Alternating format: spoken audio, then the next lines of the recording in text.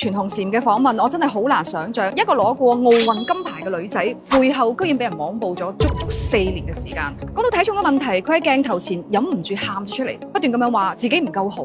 佢眼上邊嘅恐懼，嗰種焦慮，係一個被人講到開始懷疑自己嘅細路女。直到採訪嘅最後，佢甚至乎開始去嗌大家唔好再鬧佢屋企人啦，要鬧佢好啦。我希望不要再罵我了，然後不要罵我家一個人，就攻擊我一個人就還好。佢話贏咗覺得自己好好運，輸咗覺得自己唔夠努力。語言暴力咧，從來都唔係啲咩新鮮蘿蔔皮嘅事。最早遭受過語言暴力嘅人叫做阮玲玉。1935年，佢係中國默片時代最耀眼嘅女演員，但係25歲佢就走咗。佢走之前留低4個字：人言可畏。點解？當年嘅報章啦、流言啦、中傷啦，將一個正值盛年嘅女人活逼死。仲有一位我哋廣東人都非常之熟悉嘅演員，我哋一位前同事，因為個人嘅原因辭演，跟住俾人網暴話佢忘本，話佢令到成個劇組停拍。我真係好希望大家仔細去諗一諗，你有冇見過任何一個劇組因為一個演員嘅離開就停？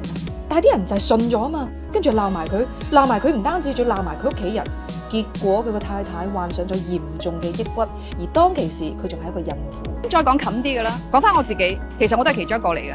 我嘅身份其實大家都知道，係一個單身大齡嘅女性，所以喺我嘅評論區你可以經常見到啲人話絕經啦、老女人啊、冇人要啊、生唔出蛋啊等等，甚至乎咧有人會用老嚟到形容。我第一次見到呢一啲詞嘅時候，其實我真係好驚訝，我係嘔咗㗎。我會覺得點解有人可以用咁惡毒嘅詞語嚟到評價我嘅咧？我哋素未謀面，你唔識我，我唔識你。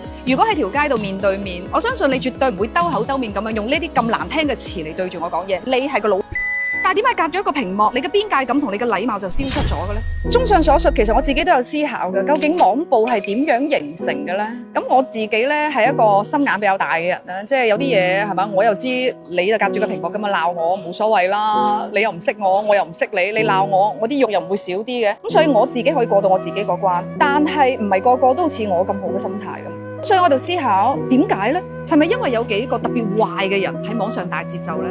我諗又未必嘅，又或者大多數人只不過係講咗一句佢哋覺得可能好正常嘅評價，甚至乎可能佢哋自己都唔覺得佢哋自己喺度施緊暴。佢只不過講，你老啫嘛，係事實啦。佢只不過講，你係唔靚啊，你冇以前18歲嗰陣時咁靚啊，係事實啦。